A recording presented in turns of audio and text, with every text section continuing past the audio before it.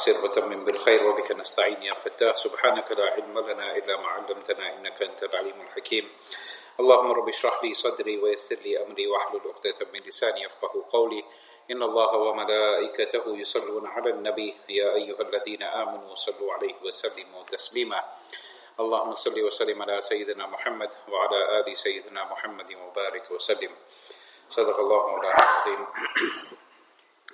Honorable, respected brothers, elders, ulama kiram, hufaz kiram, and respected listeners, mothers and sisters, Assalamu alaikum wa rahmatullahi wa barakatuh.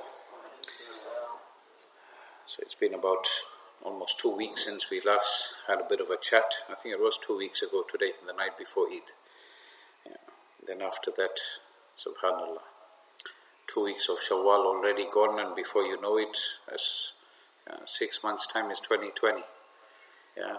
I know for some people it's nothing, for some people it's wow, time is flying, and the reality is it is flying. It's a sign of Qiyamah, that Qiyamah is going by so fast. We continue with the story of the Prophet Sayyidina Yusuf alayhi salatu wasalam, known also as Joseph alayhi salatu wasalam. And as I've said before, if a person's name is Joseph and they become Muslim, they don't have to change their name, although many Gujis would beg to differ. Yeah, I'm a Guji, so I could say that. Yeah, but they'll say, oh, no, it's not a Muslim name. It's not about that. As long as any name that a person has, as long as it's a good name, it is fine to keep it. If it isn't a good name, then it's a good idea to change that name to one that has a better meaning. Yeah, and don't end up like that couple that went to the Maulvi Sahib and said, we want a unique name, this name. The Maulana gave them loads of names. Until eventually they said, no. Nothing. Then he said, look, the only name I can think of now, which no one else has except one person, is Iblis. Yeah, so if you want, you can keep the child's name as Iblis, because I can't think of anything else. Sometimes we also, keep names for our children which are difficult to pronounce. Or you may keep the name, for example, Muhammad Ahmad, for example. Yeah. You want to keep the name Muhammad, but you already are inclined to the name Ahmad. Or here you've got Yusuf alayhi salam, Muhammad Yusuf. So you don't refer to your child as just Muhammad or Yusuf, you call them by the full name. And you as a parent, if you teach the child this is your full name. Yeah? So then the child will also learn to identify with that and will teach others also. And this actually becomes an opportunity for people to understand and learn, what does this name mean? Also, don't try to keep a long and difficult name that may be very difficult for people to pronounce, or it may not come out right. When you go to the doctors and they call out your name, or you go somewhere, you've had that experience, isn't it? Yeah. MashaAllah. So it's very important that we keep a name that is suitable, that is easy to pronounce. Yeah. And don't shorten your own child's name. If your child's name is Muhammad and you call him Mo, yeah, then you can't expect other people to respect your child. Yeah, so this is very important also. So we finished off, and I just a quick just go over the last lesson. I thought it would be good to just get us back into the groove of what we were discussing.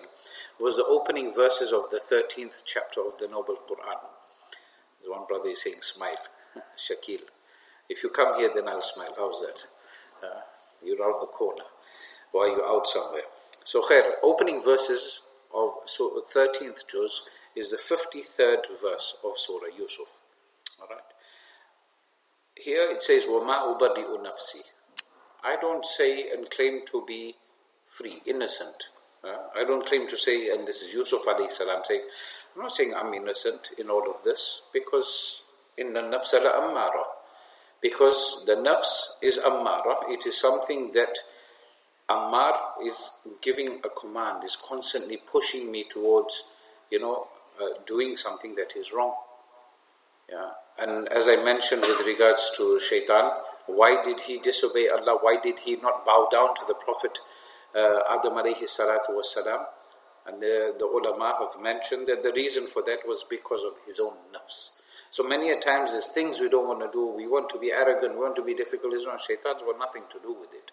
Yeah, many a times it's just ourselves. And Ramadan is the perfect example for every believer to see That very same thing. That is, are you still committing sins in the month of Ramadan? And if you are, then this is a reminder that, you know what, this is yourself. You can't blame shaitan for this. So he is saying, for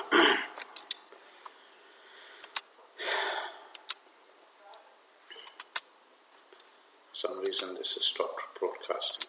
That's all we need. So in any case, he is saying that I am not absolving myself. I'm not saying that I'm innocent in all of this. I'm a human being. My nafs, I mean, come on, this is as a human being, this is a situation that I'm in, and I'm getting inclined towards this woman, but I've got to try and hold myself back. Making us understand, because all Anbiya, all the prophets of Allah Ta'ala, we believe are completely sinless, yes? Therefore, their hearts are on that stage, or their nafs is rather at that stage of mutma'inna, of contentment. So if they live their lives a life of contentment, knowing when I leave this dunya, I'm going to Jannah, and then it'll be very difficult for us to practice. So practically, we are getting to learn that Yusuf alayhi salam is saying that, you know what, my heart is going to make me inclined towards this. There may be a time in your workplace that there's that one person of the opposite sex that is now winking at you, sending you little gifts and hadiyas. Yeah? Nowadays you've got to be careful. The same sex might even try it. Yeah? Allah make hifazat for us. These are worrying times. It's against the system of Allah Ta'ala. Yeah? And as Muslims, we believe that this is against the system of how Allah Ta'ala, and it also curbs procreation. Yeah? If everyone on the face of this earth, na'udhu billahi min dhalik, had to fall into same-sex relationships, can you imagine what would happen? The ummah would just eventually decrease, because people will just keep on dying, and there will be no children born. There will be no maternity wards. Yeah? And this is totally against the system. When Allah Ta'ala created Adam alayhi salam, and he was in Jannah. Can you imagine? Jannah is such a place that Allah Ta'ala has made it very beautiful. However, Adam alayhi salam got bored there. Adam alayhi salam was bored in Jannah. So whatever is in Jannah, he still got bored. Till he was sleeping one day, and he woke up and he had a pain on the side, and he looked, and then he said, hey, Allah Ta'ala created a woman from his left upper rim. Yeah. And immediately he went towards her, he inclined towards her. Yeah, company, finally this company. So when your father, mother is in their 70s and the other parent has passed away, or they are divorced, and they decide they want to get married, don't feel embarrassed that, oh, mom, dad, it's so embarrassing, you want to get married again. The reality is, it's for companionship. Everything is not about sexual relations. Yeah, many people think that, you know what people are going to say. Don't worry about what people are going to say. People are not going to pay the mahar. They're not going to take care of their needs and necessities. So you need to look after them and take care of these things. So there's nothing wrong with that, because they're doing it for companionship. If Adam alayhi salam needed it in Jannah, and we are in this dunya, so you can imagine how much more we would need it. Yeah, those who are not married, you better get married soon. You get married soon, isn't it? Inshallah. Inshallah. Aziz. So he is saying that, you know what, Ammaratum bisu, this nafs of mine is commanding me to go towards wrong, to do those things that are not good. Yeah?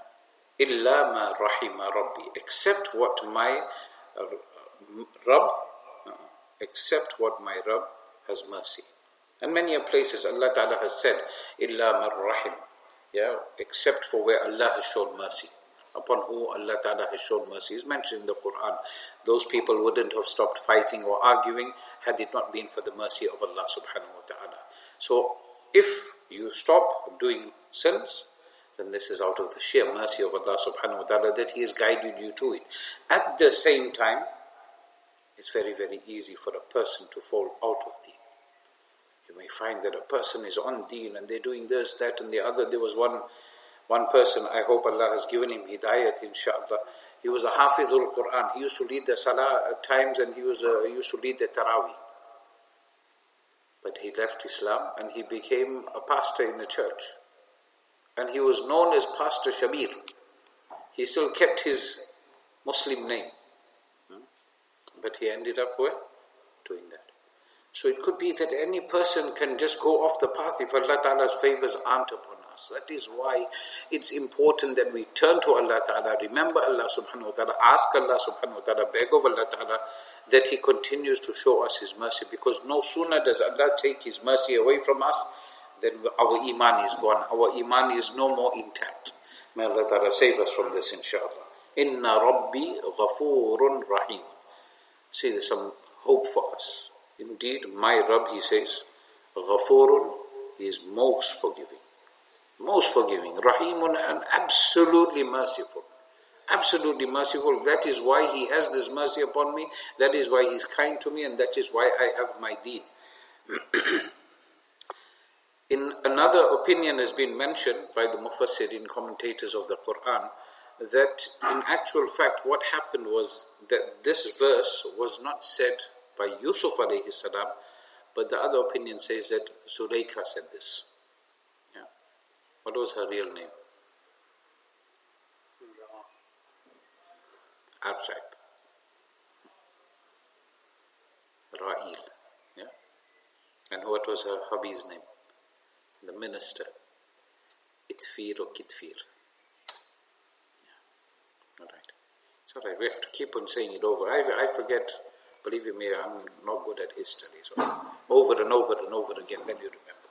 So khair, we say that Zulaykha said this. So she is saying, وَمَا أُبَرِّئُ نَفْسِي. I couldn't help it. You know, I've got this absolutely handsome young man that's in front of me. Yeah.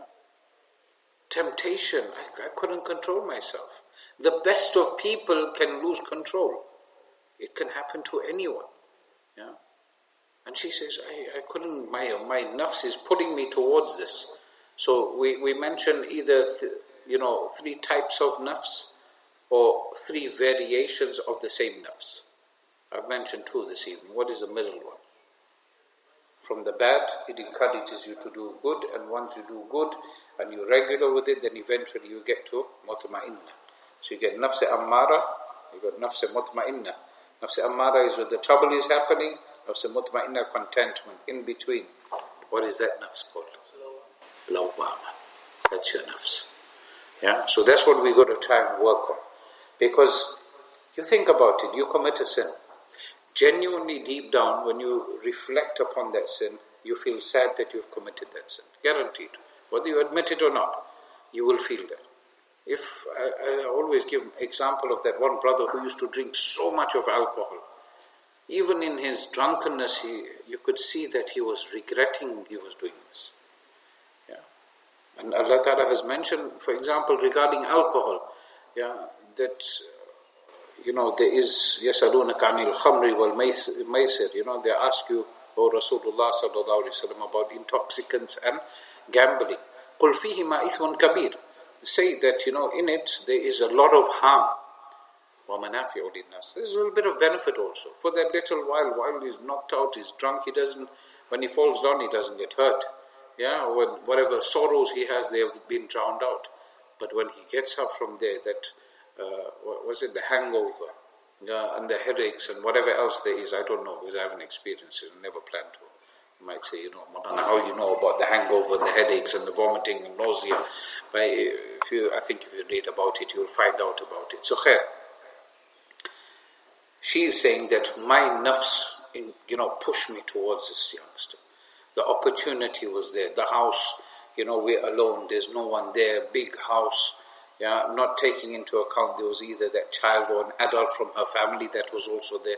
Husband is not at home. She tried to take advantage of that situation. She got not literally possessed, but her mind, she couldn't control it. Illa ma rahima Rabbi. And then here she says, except for the mercy of my Rabb. Yeah. But who's her master? Who's her husband? Our master was the husband. Inna Rabbi Ghafurur Rahim. My husband forgave me. He saw that and remember the story? He picked up, he heard the child or that adult, whichever variation you take, it was someone from her family who testified against her. Yeah. He knew she had done wrong. But what did he do? He forgave her. Inna Rabbi Ghafurur Rahimun. Yeah. So that is how the second opinion will also be valid, to say that she was forgiven. Both ways it works. And you find that